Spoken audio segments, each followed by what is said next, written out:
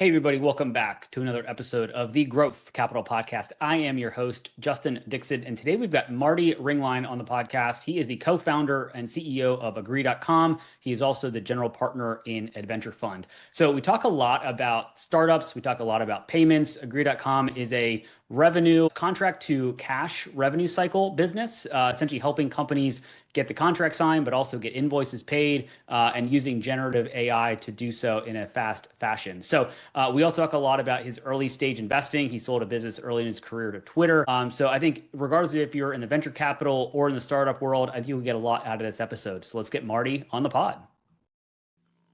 Interested in hearing conversations with private equity leaders, CEOs of private equity-backed companies, and startup entrepreneurs where they share their stories about their career journeys, starting, investing in, and scaling successful businesses, and the important role that having the right talent plays in building a successful business, then you are in the right place. Welcome back to another episode of the Growth Capital Podcast. Here's your host, Justin Dixon.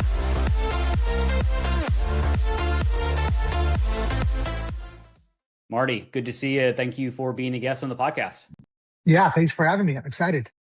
Yeah, no, we'll apologize for the technical difficulties in the beginning, but I'm glad we made it work. I guess let's start off and give a little bit of an overview of a little about who you are, where you are, and what you're up to right now. Yeah, so big background on me, started comp sci undergrad, fell in love with design, engineering, web development in the early 2000s, built my first company, sold it to Twitter, had a few other startup exits in between there, Eventbrite, Brex. So I've seen everything from consumer mobile to fintech. Now I run a startup called Agree.com. We just raised about $10 million. We're in the market about 18 months. So pretty early stage company, still in that 0 to 1 phase. And then I also am the GP of Adventure Fund, small $10 million VC fund that invests in early stage startups. But we got some fun ones in there, Beehive, people might be familiar with, and then some big name brands now, but would have been crazy bets a long time ago. But ones that have IPO'd recently, Chime, Figma, and then the ones that people are most familiar with today would be Anthropic, SpaceX. And so just to touch on that real quick, so how did you get access to Anthropic before everybody else? Like, how did that work? Yeah, usually it's a friend of a friend. And sometimes there are vehicles like SPVs where you're buying somebody else's stake or you're letting an employee get some secondaries. And this was a while ago, so I know there's a lot of Anthropic conversation right now, but Anthropic's trying to lock that down. And there's a few SPVs more recently that are pushed out. Luckily, we predate a lot of that. But honestly, with some of these, because I only do early stage, but Anthropic's a fun one where I think we did like a $13 billion valuation, which is not early stage at all, right? Some companies like that, yeah, there's some classic tech startups where their valuations, like Dropbox doesn't even have a valuation greater than $13 billion. But for us, the thesis was, if you truly believe it's going to be a $1 trillion company, then $13 billion it's day one. It's early. This is pre-seed round. And so that was our thesis. Everyone at the time, handful of years ago, said, that's the dumbest early stage thing we've ever heard.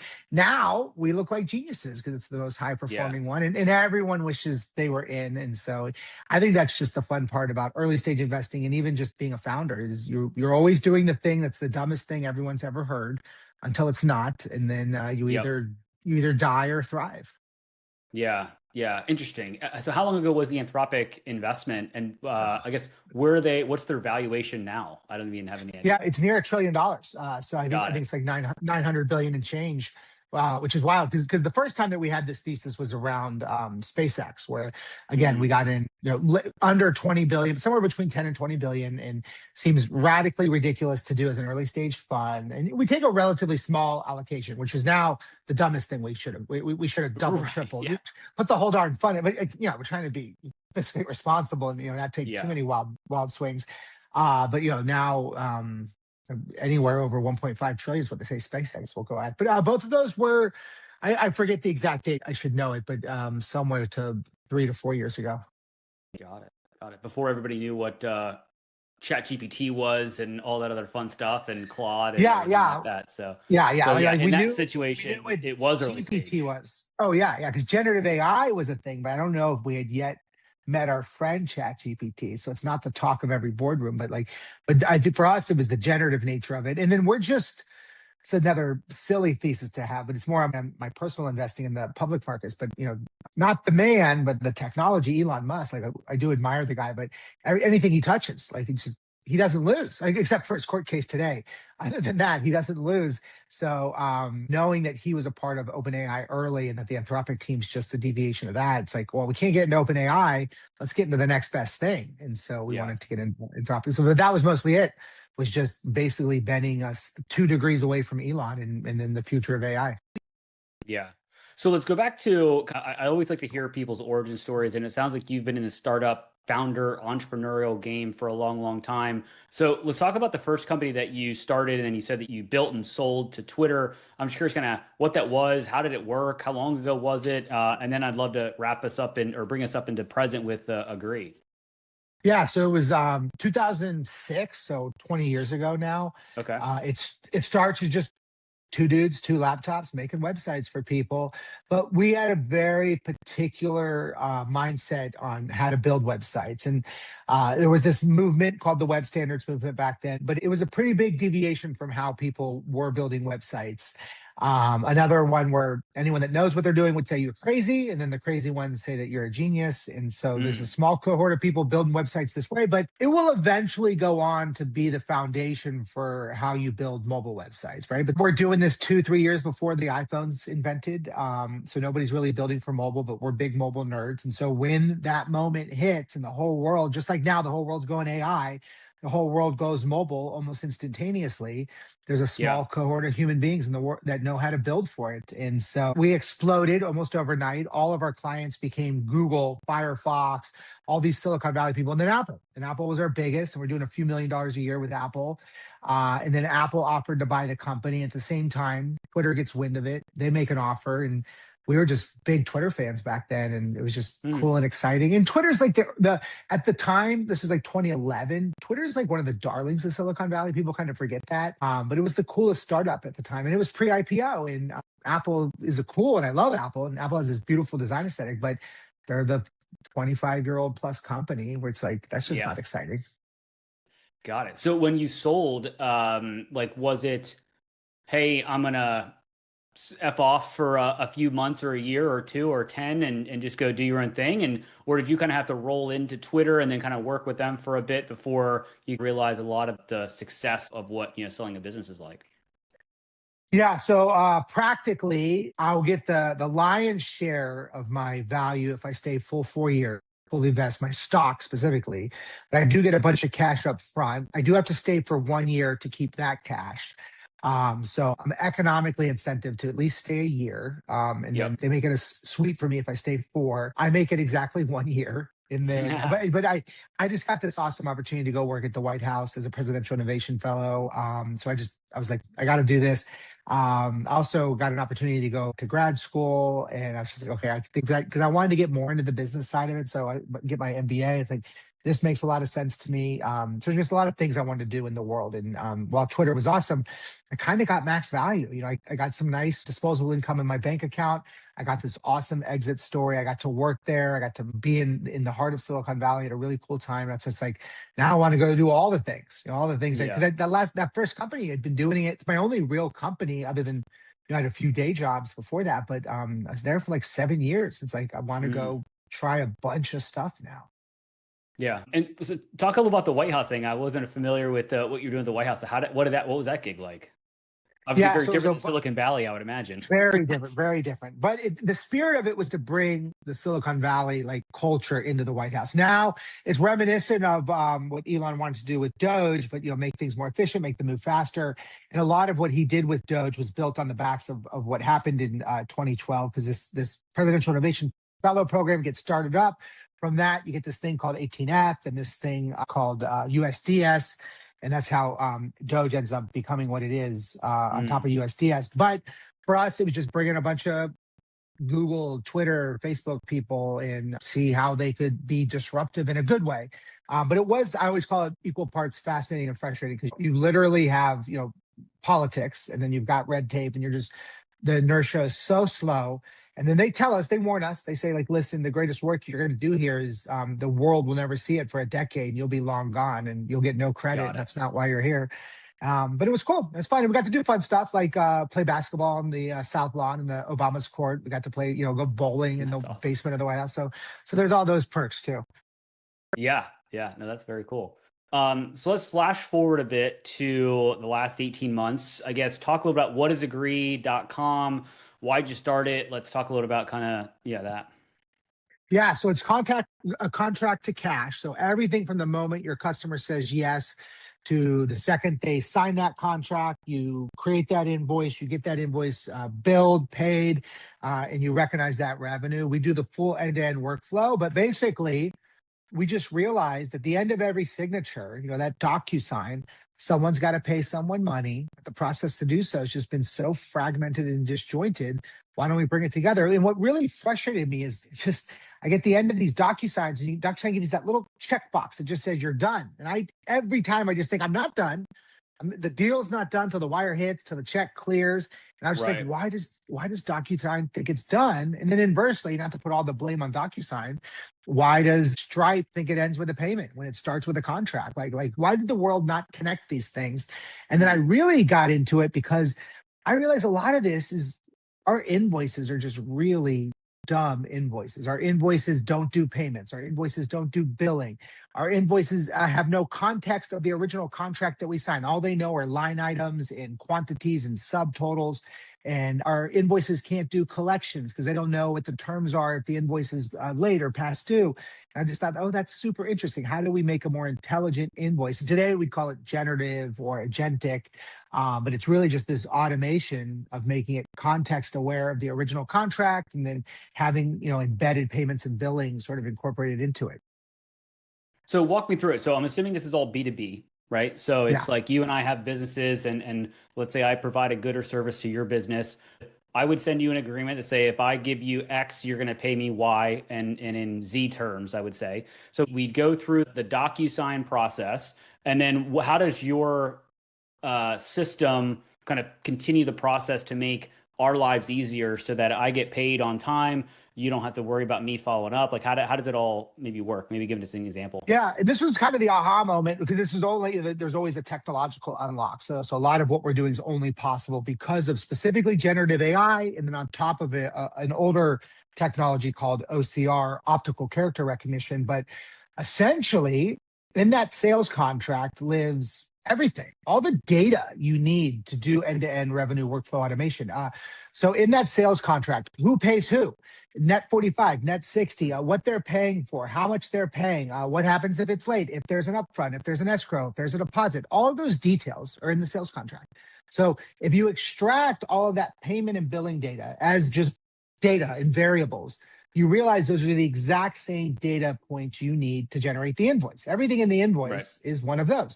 So if we own, imagine that e-signature, the contract, the DocuSign is just a Trojan horse of payment data. If you own the contract, you have that data, then you can just make the invoice. No more humans, no more sending the contract to finance for finance to go manually make the invoice. The invoice just exists by the existence of the contract. So the invoice actually exists the second the contract is drafted. As soon as you draft the contract, and every time you input, more data, you give it a contact name, boom, that goes into the invoice. As soon as you set a due date on when things are in whatever terms are, that shows up in the invoice. And then on the collection side, this is where I get really excited, is I get so annoyed when I get an invoice past due reminder, and all it says in the subject line is invoice 187.B is 15 days past due. That means nothing to me. It's an easy get to it on Monday. What you really want to do is have two human beings say, hey, a message from one party to the other saying, hey, really excited to kick off that web development project with you, for your big redesign. Saw you open the invoice 4 days ago. If you've got any questions or comments, let me know. Just as a reminder, if we don't get started on this date, our schedule's full and we're gonna have to back schedule you another 14 days. And that email people respond to. And that because you want the thing that you're paying for. You don't want to pay for the thing that you need. Nobody wants to pay an invoice, but everyone Right. wants to start a project. And so that's one where that's not a technological disruption. That's just better UI UX. But we're the only reason it's possible is because now the invoice is smart enough that it has context of the agreement. It knows what the project is. It knows the two humans that are communicating between each other, not just AP at company name, which is how most of our invoices are addressed to today. Yeah. And so once the service is delivered, so in your example, it was more of a prepayment or a retainer to get started, but let's assume that I did something and then, you owe me for said thing. I'm assuming it picks it up again and says, and on my side, I just say invoice for the final product or whatever. It'll know what the numbers are. Maybe I have to input the actual kind of dollars and cents in there, and then it'll kind of do the same process. Is there a payment method capture in the sense that you being the receiving company of said service, you have to upload a bank account, a credit card or whatever, so that on that date, let's say it's net 30 terms on the 30th day, if you haven't already paid it, it's going to automatically deduct out of your account and move it over to mine. Like, is your platform that far, I guess, in kind of closing the loop? And it's super flexible in that like it's yes to everything and it's a yes and where I'm a big fan of if I can get you to pay right here, right now, that's awesome. If it is net 30 terms and you want to pay on the 31st day, let's at least get your credit card on file so that on that day, I'm not pinging you, I'm just swiping the card, programmatically. Same with ACH wire. Let's at least get your bank account routing numbers now and get them stored, and then let's pull the funds on that day. Because that gives me pretty good confidence if I got your billing data that we can go forward with the project.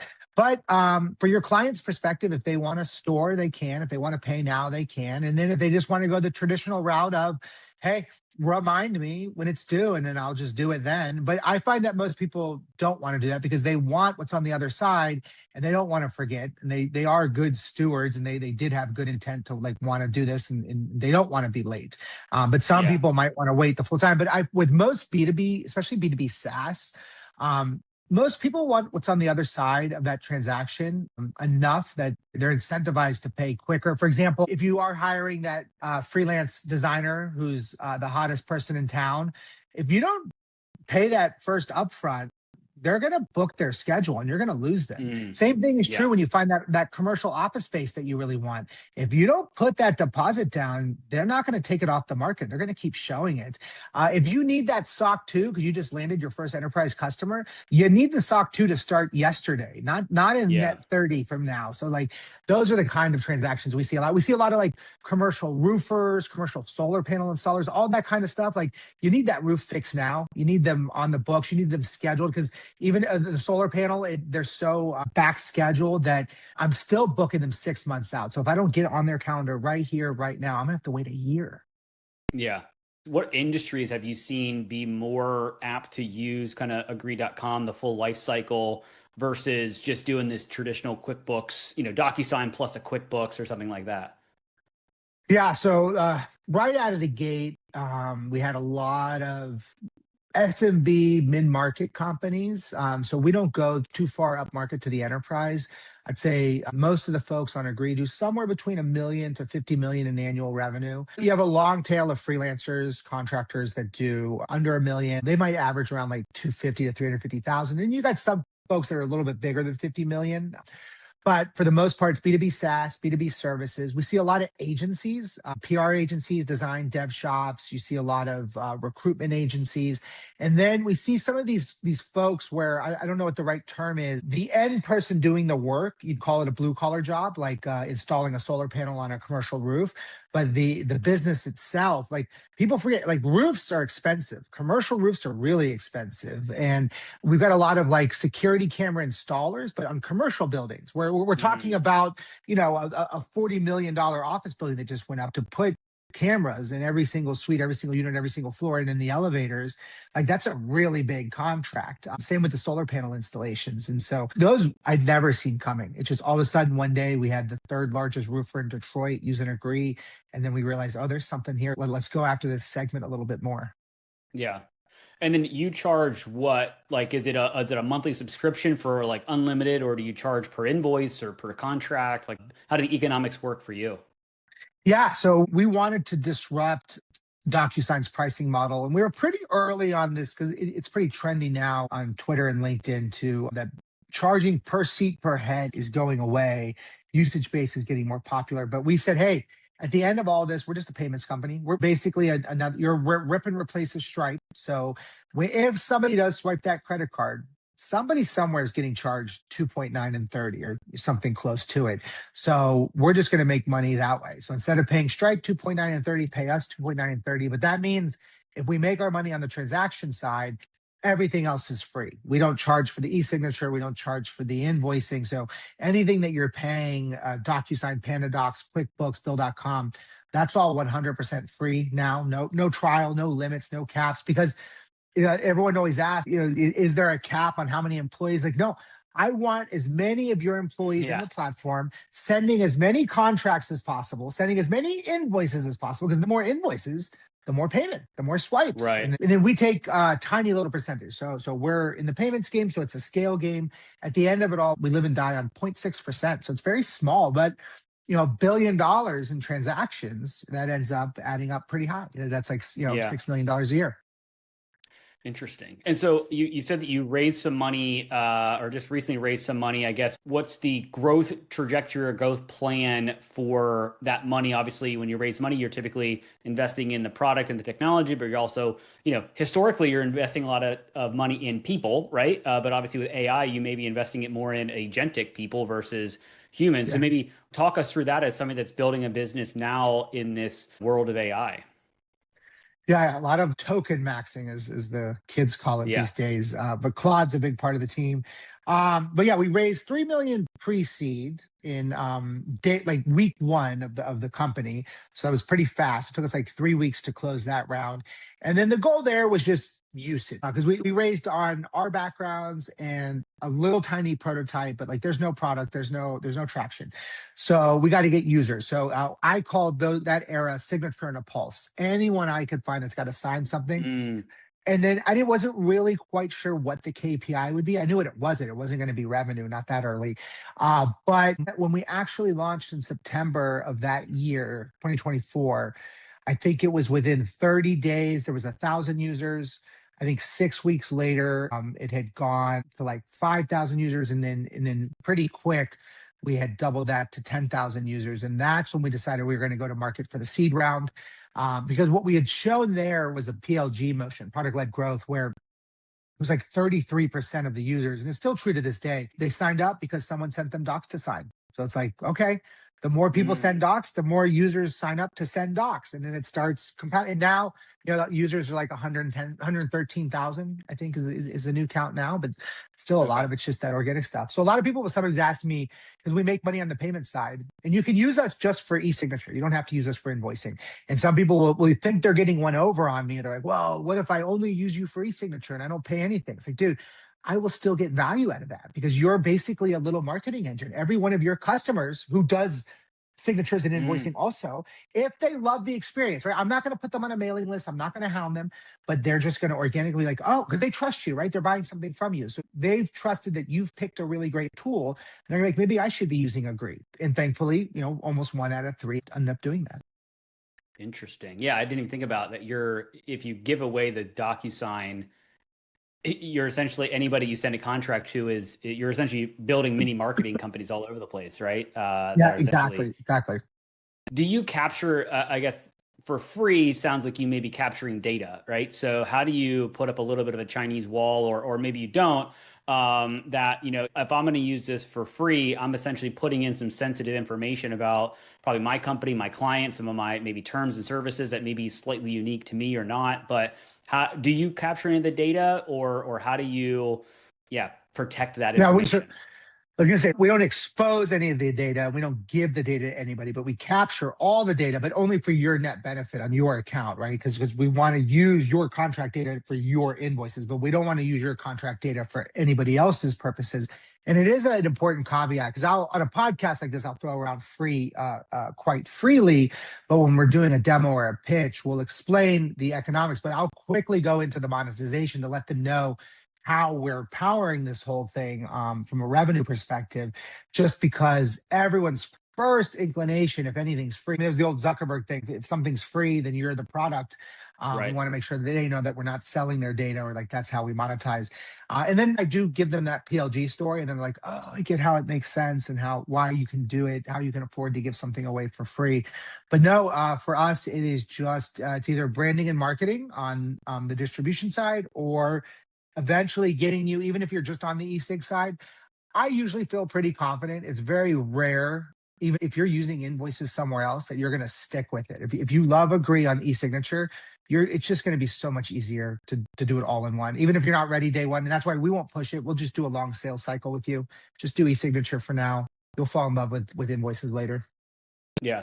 And then are you trying to replace, like, if you're dealing with a lot of small businesses that most of them will run on like a QuickBooks or a like product, are you trying to replace that product entirely, or you're just really focused on contract, invoice, payment? We're not worrying about your books and profit and loss and all that. Like that's not that. And I guess, would you then integrate into those systems so that they can, obviously realize or see that information? Yeah, so QuickBooks is the most confusing one because Intuit does everything. But QuickBooks is great at being an ERP. It's great at bookkeeping and accounting. It is not great at invoicing, right? Invoicing was just something they did at one point to win over or keep some customers. So we always tell people, hey, keep QuickBooks for the accounting bookkeeping side. We're not going to change your accountant or bookkeeper's workflows or your CPAs. Keep those tools into place, and then we'll integrate with them. So we do integrate with QuickBooks, but we are a rip and replace of QuickBooks invoicing. So today, the stack for most companies is once you get that yes from the customer, you go into something like Microsoft Word or Google Docs to draft up the contract. Then you turn it into a PDF. You go into something like PandaDocs or Google Docs to send it out for signature. Once that's been signed, you send it over to someone in finance. Maybe it's you if you're small enough, and you open up something like QuickBooks Invoicing or Bill.com to generate the invoice. You may go into something like Stripe to set up recurring or subscription or usage-based payments. And then if it's ever late or missing, you're manually knocking on doors to track things down. So that's 5 different workflows. And we are a rip and replace of all 5. So rip and replace on the drafting side, rip and replace on the signature side, the invoicing, the billing side, and then also the recovery side. Got it. Fascinating. Interesting. And I guess, so as you think about kind of, you've landed this seed round, you've kind of hit that 0 to 1 phase, and now you're kind of in that 1 to as far as you can go phase. What's the kind of plan, I guess, for the next 6 to 12 months? We're recording this in kind of mid-May 2026. Like, how do you see the rest of 2026 going? Not necessarily from a global perspective, but maybe more for Agree.com, because nobody can predict what's happening elsewhere. Yeah. So I talked about signature and a pulse from pre-seed to seed, and 10,000 user. That's now 100,000 user. Now it's what is the seed to Series A? There's like the Twitter logic is, I think Carta put out some data where the median ARR that a seed company raises is 2.5 million. So everyone says generally 3 to 5 million is the standard logic, which I get so frustrated by, because everybody in Silicon Valley wants you to be disruptive and transformative and do something no one's ever done before. But then they want you to have exactly 12 slides, and they want the first slide to be this, and they want your ARR. So you want me to conform here, but to be totally unconformed. Yeah. Okay. I got you. Yeah. That's not counterintuitive at all. But on our side, it is working towards ARR, but it's not. The things that we don't focus on are unit economics. We're always big on telling people that that's a Series A to Series B conversation. It's just growth at all costs, which is, an old school startup to VC path. But for me, what I look at, because I'm an order of operations guy, let's just say I do want the 5 million ARR. Well, I make money on percentage of payment. Things are only paid if they're invoiced. Invoices are only generated if contracts are signed. So I just need more users sending more contracts, generating more invoices. So I look at annual aggregate invoice volume. And our first number was, let's get that to be 100 million. Remember, it's not 100 million for me, 0.6% of 100 million. So 600,000, it's not a whole. But then let's get that to be a half billion. Then let's get that to be a billion. And then in between the half billion to a billion number is the point at which people get really excited. Yeah. Interesting. So I'm curious now to chat a little bit more about kind of the adventure fund. And so you've obviously had a lot of success getting access to deals that the normal human beings don't get access to, and very early into that process. What are you seeing now, and how has your, I guess what's your feeling on all these AI companies that seemingly are just wrappers around an LLM that, are going to be displaced by said LLM because they can just add a feature or add a skill or something like that. So I guess what are you seeing in kind of the startup world as you're looking at, additional investments from the fund? Yeah, I think the things that we still love developer tools. If you'd asked me this question 3 years ago, I think one of the thesis we would have had is where does generative AI on top of what is disruptive? So for us personally, Gen AI on top of OCR, but then we thought, hey, Gen AI on top of CAD, it is CAD software, right? Like just what hasn't changed in 20 years, it's right to change overnight. Now it kind of feels like, oof, I don't know if CAD's going to go the way of Figma, and just like these are going to be embedded into everyone's product. So maybe that's not as specialized as it used to be. But I'm starting to look at more specifically financial reporting. So I've noticed that the Anthropics of the world have put out a bunch of tooling for SMBs, which is just kind of a wrapper on Anthropic itself. So it's like the old product line just said a different way. But then OpenAI released a whole personal financial management suite, which most people say, hey, it's an instant killer to the PFMs, your mint.coms of the world. But I think most of the VC world wrote that category off a bit ago. So I don't know who was building in that didn't know that was already a dying category. But what I think is, well, your CFO of your $100 million company today, I don't think is prompting their way to generating their annual report. But I do think something like revenue recognition, which Agree thinks a lot about, I think that gets done in a prompt tomorrow. And I think it's more real time and it gets done more frequently. I think things that we used to do once a year or once a quarter, those are going to get done daily, hourly, in an agentic world every second. Someone brought this up to me the other day, which I was really interesting. I saw a pitch, but it didn't feel unique enough to stand on its own. But they said, pricing strategy. That's something that you would hire McKinsey to do. You do it once a year, if that, maybe once every couple of years. But you're with usage based, you're going to be doing dynamic repricing every day per customer, per geography. Yeah. And I'm like, yeah, that's something that you could never afford to do. It'd be totally inefficient to have done with McKinsey, with humans. But now in an agentic world, yeah, you could do that much more frequently. So I started thinking about that. What was impractical or inefficient with humans before that you would only have done a few times a year, or that you can do now multiple times a day, a minute, an hour. I saw this thing from Ramp, and I won't ramble on this too much, but I just thought it was so clever in this same vein. This was like a year and a half ago, where when you use their Ramp card to book your hotel, up until the day of your stay, it'll go back multiple times a day and see if the price dropped. And if it does, it books the new one and then cancels the old one. So by the time you show up, you've got the optimal price, even if I only $10. But you and I, we never would have done that. You and I aren't calling up the hotel every day to try to save $10. That would have made even our assistant, that would have made sense for. But for an agent, as long as the tokens to do so were less than $10, right? Even if it's $9.99 and all you did was save a penny, it doesn't bother you and I. So who cares, right? I saved a penny. Yeah, there's no friction for you. It's like you show up and you're like, hey, I've got this room. And it's like, yep, you do. Now, the thing that would be worse is if you show up and you don't have a room, or you had a good room and now you got a terrible room. But obviously there's probably parameters you can put around that. Yeah, which I thought was clever on their side, because the one thing I remember thinking the same thing is there was a lot of asterisks to it. When they're doing the bookings on the Ram side, it's all on rooms that can be canceled up until basically, the last hour, 24 hours. And then they are specifically booking first before they're canceling the old booking. So there is a moment in time in which there's two bookings.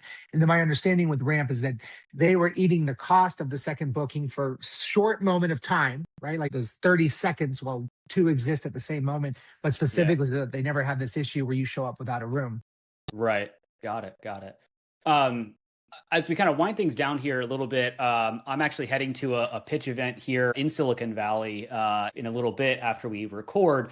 And I'm curious kind of what you're seeing in pitches now, or what you look for in pitches specifically from the startup founder, whether they're, I've got an idea and here's what I'm doing to build it, or, they've got a business that's kind of at the MVP stage, because this is an early stage kind of thing around AI. So I'm just kind of curious what you look for in the founder or founders, that's not necessarily in the slides or, in the product, but what about them would be something that's like, okay, that's a check the box of like, I think this is the right person or team to dig in more. And obviously the company has to make sense as well. Yeah, and I'll answer the question what I'm looking for, but to get there, I've become hyper fixated on a few things that I know that I'm not looking for. And one of the things, especially in the early stage side, is, and this has changed for me over the last 2 years, but I'm not looking for the vision of the future where they're painting this picture of like, oh, that's so obvious, because that's the one thing that's accelerated is, the world will be different. We will all interact differently. Like that's just inevitable now. Yes, I agree with you, but now my real question is, are you the two to bring it to life? Some other founder's going to do this. I just don't know who. So I try not to get thinking about that at all. What I'm really interested is they've got to have some kind of wedge or some kind of edge. These days, it's got to be I think about AI, because I mean, obviously everything's going to be AI centric in some way, form or fashion. But AI, I think I attribute it to the telephone, where, another great invention that was totally disruptive to how we all live our lives. We all have one in our pockets sitting next to us right now. But when you invent the first telephone, it's completely useless until you invent the second telephone, right? Because there's a network effect with telephones. But with AI, amazing technology, but completely useless without data. So I'm looking for edges and wedges, but I am looking for a data play. What data they have access to in aggregate that other people don't.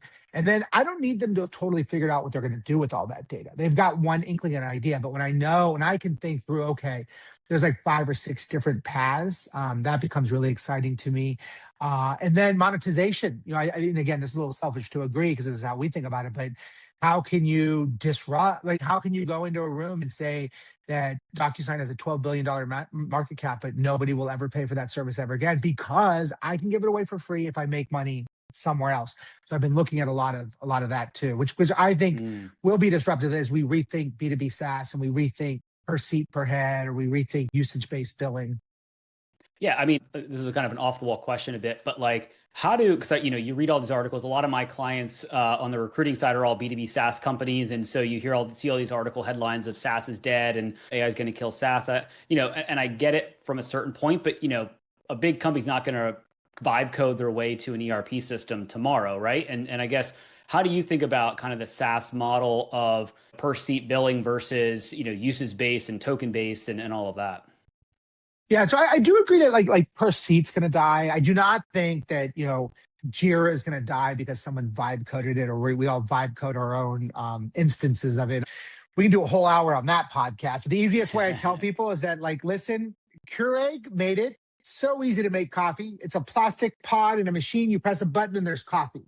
Yet we are all spending more at coffee shops than we ever have before. And a lot of us are paying DoorDash to deliver that coffee to our door. Like, there's no indicator in the way that we do business in B2B or in B2C that indicates we're actually going the opposite direction. We are paying people. Most of us don't know how to change our own tire. We don't know how to change our own oil. We are outsourcing this stuff. So this doesn't change anything on that camp. And the other parts of your question, I think about headless a lot. Because I think per seat will die, but because I think we'll make money elsewhere. And so we'll start to see more offerings like what we're doing with e-signature come up for free, just because I think more companies like Agree will be able to do more. We're going to see more horizontal, I think less vertical, which is a shift. But I think headless is a big one. I just don't know who's the source of truth. Benioff seems to think it won't be Salesforce. I would have thought it would be Salesforce. I would have thought he wanted it to be Salesforce. But we do a lot of cool stuff at Agree now where we have an MCP. So in Claude, you can tell it, hey, create a growth contract with Marty for $12,500, bill monthly, and do for a term of 12 months. And it knows exactly what to do because Agree's connected. you connected your HubSpot with Agree, so it knows who Marty is and at what company he is. And if there's two Martys, it'll sub-prompt you to pick a Marty. And then it'll send the contract for signature. Once I sign, it'll ask you if you want to confirm sending the invoice, and sends the invoice. I was like, that's pretty cool. Now, do I think most business owners want that? No. But do I think, let's just say we're doing a sales call right now and you're using Granola. At the end of this call, does Granola Notes say, hey, sounds like it went pretty well with Marty. You want to kick off the contract? It's like, that makes sense to me. Why would you open up agree.com? Why would you jump into agree.com? If in your Slack, that's what should have happened is you get a little in your GTM channel. Likelihood of Marty converting 87%, click here to generate contracts. Like, yeah, that makes sense. Press the button. Interesting. I love it. It's a good place to end, and we'll wrap things up with a 3-pack of questions that I ask every guest. So first question is, what's a book or maybe even a podcast that you've read or found helpful that you would recommend to the audience? Yeah. So especially for this audience where it's this blend between startups and VCs, I love The Power Law because I live and die by The Power Law. But the book is called The Power Law. It's Sebastian Malaby. He's got a new book out now too around AI that's really good. I think it's called The Infinite Machine. But the Power Law. If you're like, what is the Power Law? Definitely buy this book. It's for people beyond just VC. It's a little dense. It's a little academic, but it fundamentally changes my life, how I think about taking big swings, multiple bets. We live and die on it with the Adventure Fund, but it's also how I think about how we do our own product roadmap and how we decide prioritizations within the company. But yeah, Power Law for sure on the book side. Love it. I feel like I've heard somebody recommend that before, but I hadn't read it, so I will put it on the top of my list to look at. Perfect. Second question here. What is your favorite thing to do outside of work? I love poker. I'm not a good poker player, so everyone loves inviting me, but I have a lot of fun playing poker. And it works out like I live in New York now, but I spend a lot of time in San Francisco, and I was in San Francisco before, but a lot of the tech events these days are poker events. And I just find like, it's kind of nice. You're at a table, not more than 10 people. You got a cocktail or a beer, and you're locked in for like an hour or so. You really get to know somebody better than one of these like, fancy dinners where you can really only talk to the person to the left or the right of you. At a poker table, you're screaming across. You can talk about more than just business because you're talking about the hand. I think from a business perspective, you just get to learn a lot about people, right? Who's the bullshitter? Who's really good at sales? Like who's a little bit more risk adverse? Yeah. That's interesting because I just moved to Silicon Valley and I am a terrible poker player because I have very little patience. So people love when I come because I just give away my money because I'm like, let's just get this going. But yeah, interesting. Okay. I'll have to look for poker events and check those out. All right, last question here, Marty. Favorite vacation spot? I love Spain. I love Spanish food, but Alicante. It's on the Mediterranean. It's just like most Americans don't know about it. It's a nice European sort of vacation spot, but it's a small little city that's kind of hard to get to, so it doesn't get too crowded. And just beautiful Mediterranean water, and the temperature is always near perfect, and the food's amazing. So I just love this little city, Alicante. Now I've ruined it because now everyone knows. Yeah, sorry about that. No, I've had a few people say, I'm not going to give you the city, but I'm going to tell you the region because they don't want to have everybody go there. But no, I appreciate that. I've not been to Spain. It's on the list. But yeah, we'll have to maybe check that out. So Marty, this has been a lot of fun. If people want to reach out to you, learn more about you, the Adventure Fund, agree.com, like what's the best way to connect with you? Yeah, Twitter's the best. X, as you'd call it. I'm just Marty Madrid on there. I've been active for 19 years. I post like 10 times a day, every day. So that's the best place. You comment on my stuff, I'll comment on your stuff. I'll find you. I'll see it because I'm obsessive with everything. And then pretty active on LinkedIn, but don't LinkedIn DM me because my team uses it for sales. So my DMs are shot. And then email. I'm just Marty@marty.com. So super easy to remember. Very cool. Marty, man, thank you very much for being a guest. It was really cool to hear your story. Dude, thanks for having me. This was awesome. I loved it. I hope you found at least one actionable insight from this episode of the Growth Capital Podcast, your one-stop shop for insights from private equity leaders, CEOs, and startup entrepreneurs on starting, investing in, and scaling successful businesses, as well as the role having the right talent plays in growing a successful business.